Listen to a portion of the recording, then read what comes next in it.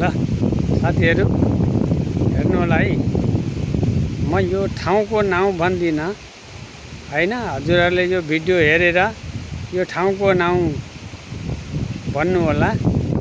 कतिजना साथीहरूले चाहिँ यो भिडियो राम्ररी हेर्नु हुँदो रहेछ, कतिजना साथीहरूले मलाई माया गर्नु हुँदो रहेछ मेरो भिडियो हेरेर।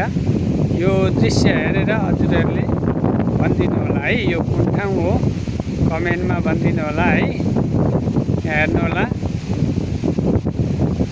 यहाँ हावा चलिरहेछ है, हावाले अलिकति डिस्टर्ब गर्छ होला। हेर्दै जानु होला। यो पानी पनि बजिरहेछ है, पानीको आवाज पनि आइरहेछ, सरर खोला सुसाइरहेछ। यो ठाउँ कहाँ हो हजुरहरूले भनिदिनु होला साथीहरू है।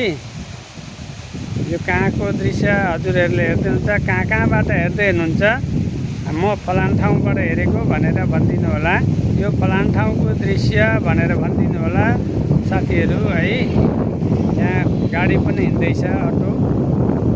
हेर्नु होला है, हेर्दै जानु होला, हेर्दै जानु होला, हेर्दै जानु होला साथीहरू, हेर्दै जानु होला, हेर्दै जानु होला, हेर्दै जानु होला है। सररसँगले यो तल तल तल इन्डिया देखिएको छ। हेर्दै जानु होला, हेर्दै जानु होला। यहाँ आमा बुवा आइपुग्नु भएको छ, हेर्नु होला बाटोमा। बुवा आमा हजुरहरू कहाँबाट आउनुभएको?